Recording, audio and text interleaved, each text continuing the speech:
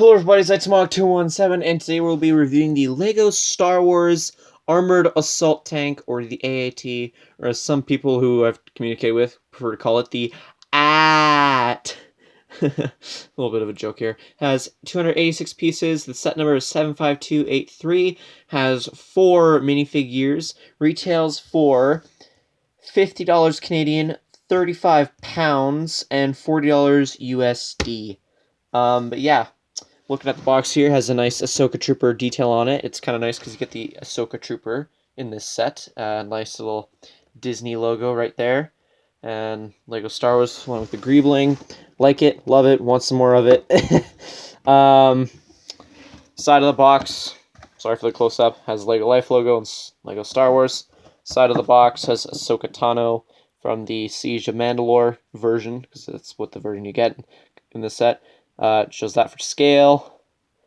On the other side of the box, you just get the AAT in smaller print on the side of the box. Bottom of the box is showing that you can play it in the Skywalker Saga in 2 different languages, as well as the barcode and such.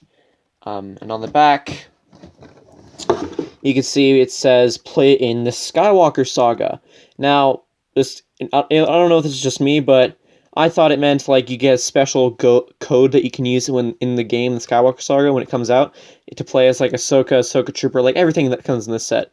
But unfortunately, that's not the case. It's just kind of disappointing. Would have been nice, little bonus, but yeah, kind of little tidbit showing you what's inside. If I have to complain about one thing about the box, not a huge fan of these double thumb tabs. They are not the best for people who like to keep the boxes, because it get creases all over. I don't know if you can see it, but there's creases right there.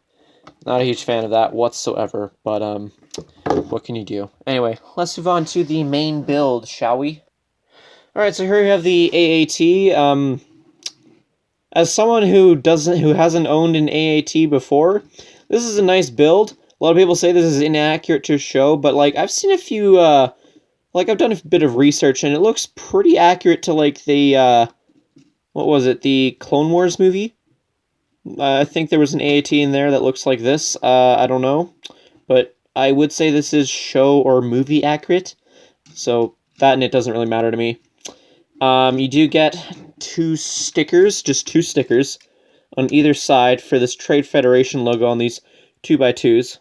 So if you mess up the sticker, it's on a 2x2, so you can easily just reverse the tile. So not too much of a worry. It does have rotating cannons on the sides. Now, because these are attached on the 1x2s, you'd think that they'd be easy to pop off. No, they actually have some pole connections inside of them. Like that, I don't know, like it's using the part of this to stay connected. But honestly, if I had to complain about one thing about these side turrets, like you've seen, it's easy to pop them off on the side. Kind of would have been nice if they continued that little bit where it attaches with the pole piece all the way to the end. Kind of would add a little bit more sturdiness in my opinion, but what can you do? I like the look on the back with the antenna pieces, using the sword and the actual antenna piece. It looks really nice. When it comes to the main turret, it's really easy in my opinion to go side to side, and that kind of is bothersome to me. But yeah. As for the main turret as well, you can flip it up all the way back there. Hopefully you guys can see the majority of that, but it's a long cannon. But it can't really go down that much unless you actually put some force to it. But even so. It does have some spring-loaded shooters at the front right here. And to use those, you see these mechanisms right here on the side that my fingers are touching? Right there. Dang it, that thing gets in the way. Basically what you do is you get your finger right there and you pull down on it and it springs out like that. It works on either end. Interesting mechanism. No complaints there. When it comes to storing the battle droids, you can either put it in here in this little cockpit area on the side right here. And here's one for sure.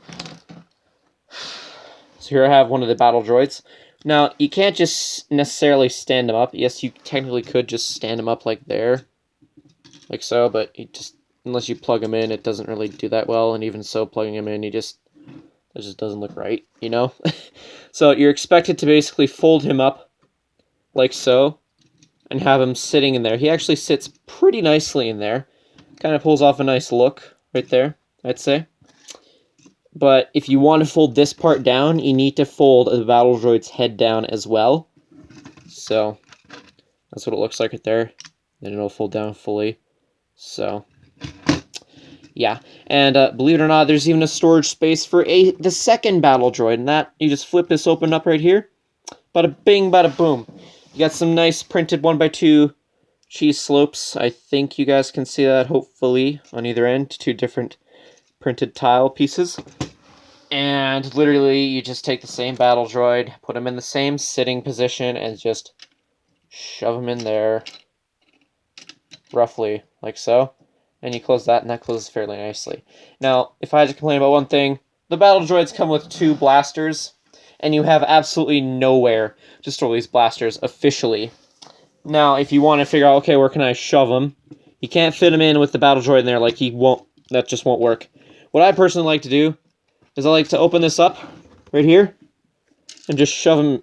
Nope, I said shove them. Shove them in on either end, and they kind of fit somewhat perfectly.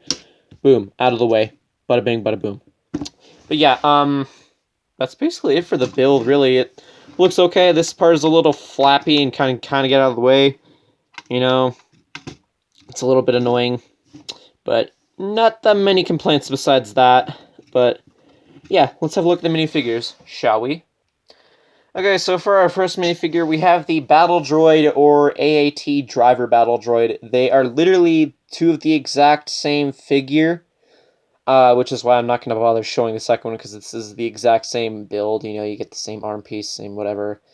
I don't know why they labeled it differently. It's basically a Kashyyyk Battle Droid is what I've researched, but it's a nice thing to get because as someone who's gotten only the smaller Star Wars sets every now and then, and they just come with the regular battle droids, it's nice that this set comes with a quote-unquote commander droid. Like, I'm calling it a commander droid because, you know, it's got the markings of a commander droid. So it's got nice printing on the head here. Very interesting. Like the use of this piece in, you know, swamp coloring, I guess. And it does come with a silver blaster, which is kind of a weird addition, but whatever, no complaints here. Let's move on to the next figure, shall we? Alright, so here we have the 332nd Clone Trooper, or the 501st Trooper, or the Ahsoka Trooper, whatever the heck you want to call it. It's basically got the same torso and legs as the 501st Trooper, as well as the same blaster, if you want to count that. It's a black blaster compared to silver. And it has the new clone face right there. So, there's the back printing right there. The only reason you'd want to get this clone is for the helmet. It's the only set as of the time of this recording that comes in this set. A lot of people buy like a lot of these sets just for this one minifigure. Honestly, I seriously doubt LEGO would release one set with just this minifigure if they know that a lot of people are buying it just for the figure. I think that in the future they would probably release a set that has more than just one of this figure, and probably be for cheaper, more bang for your buck, but I don't know. We'll find out in the future if this theory of mine is correct or not. But yeah, interesting figure. Love the design. You know, looks pretty show accurate to Season 7 of the Clone Wars. But yeah, let's move on to the final figure, shall we? Alright, so here we have the Ahsoka Tano Siege of Mandalore outfit for Ahsoka Tano. Honestly, this figure, it's definitely show accurate. I'm not quite a huge fan of the entirely blue eyes. It just doesn't look quite right to me. I like that it includes the double blue lightsabers. I love the printing on the legs and the torso. You know, it looks pretty show accurate. If I had to complain about one thing besides the eyes, it's this headpiece. It's made out of rubber. It's the same piece that's used for Shock T and Ahsoka Tano Fulcrum version. Like, I seriously think LEGO should have gone with a brand new hairpiece that was somewhat in between, because that's literally what Ahsoka is. She's like in between her adolescent age and her Padawan age. Like, I felt like a new hairpiece where the head tails went to about like right there compared to the Padawan ones went to right about there. I felt like that would have been a necessary choice. Yes, it would have bumped up the price by a few bit, but then again, the price is a little bit inflated anyway because of this piece and a handful of others. Like I said before, this piece is rubbery, And so because of that, I would worry about the printing on this fading. Like, I don't know if you guys can tell, but there's already some fading at the tip right here, and even some fading on the sides. So, and this just looks way too high up. Ahsoka has it on her forehead. I personally would have preferred if they printed it on her head, which, by the way, this head is currently exclusive just to this set. She does have a double-sided face, one with the angry expression, and then one with a smirking expression. But yeah, very interesting. That's my complaints for that. Let's have a look at the extra pieces and then the instructions, shall we? Alrighty, for those of you who watch my other reviews, you like to know I like to jumble up my parts so that they're easier for storage, so I'll try my best to show you guys what the parts are like. You get an extra droid hand, you know, the one that can hold the blaster. You get an extra lightsaber hilt. You get an extra antenna piece, extra one of these robotic clip hands, an extra one of the 1x1 pole connection studs. So that's nice, you know. You do also get another one of the other droid arms that are flat, as I call it. So, again, nice to get because the droid arms, in my opinion, are known to break easily. Get an extra one of those spring-loaded shooters, like every set that comes with a spring-loaded shooter, because LEGO knows that you're bound to lose one of these spring-loaded shooters eventually. So that's always nice to get. You get a 1x1 pizza tile, I think is what people are calling it, in this dark blue. Really nicely that you get this. Pretty sure there's a lot of uses for that. You get an extra 1x1 dark blue tile stud piece. You also get a 1x1 square stud. You get a Technic pin, and you get a 1x1 square tile in dark gray. And that's it for all the extra pieces, to be honest. Semi-decent amount of extra pieces. No complaints, really. But yeah, let's move on to the instructions, shall we? Alright, so here we have the instructions. It's basically the exact same as the box art, except, of course, for the fact that it has the QR code. So if you have the LEGO Life or the LEGO Building Instructions app, you can scan that to keep track of your sets or just use the digital instructions. Other than that, it's your typical building instructions. You know, I think that goes without saying, you know. And then that's what it's supposed to look like, which, yeah. And flipping a page one more time, you get advertisements for the Skywalker Saga, which is supposedly coming in 2020, but as of this recording, it's actually supposed to push back till spring 2021, so that's kind of a bummer. And like I said at the beginning of the video, I kind of thought this would come with an exclusive code that was exclusive to this set that you could use to unlock characters or vehicles and such in-game. I felt like that would have been a really good opportunity for LEGO to jump on, but they didn't.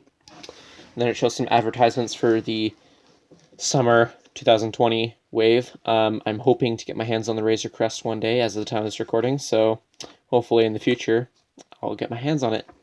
And then there's a part list and just, you know, the win thing. But yeah, let's have a look. Let's just give my final thoughts on the set, and then, yeah. Overall, I think this set is good for the figures you get. You know, you get a semi-exclusive droid that is kind of common, kind of not common.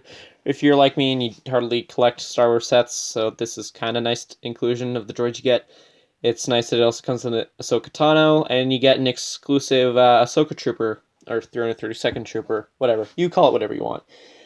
In my opinion, is it worth buying 20 of these just to get the Ahsoka Trooper? No, I'm pretty sure if you went on a third-party site and just bought the individual figure, that probably would be a lot cheaper, unless you're wanting to get a whole droid army or AAT army as well, then yeah, go for it. But I don't know, like I said earlier, I'm pretty sure LEGO might throw out another set that will have more Ahsoka Troopers for a much more fair price. But if you don't want to wait, then yeah, definitely do it as you want. But yeah, that's my thoughts on this set. Let me know your thoughts in the comment section down below. If you enjoyed this video, consider leaving a like. If you're new here, consider subscribing. I do a lot of LEGO related content, even the occasional live stream. Social media links are in the description below, so check those out. But yeah, that's it for this review. Thank you all so much for watching, and I'll see you all in a future video. Until then, see ya.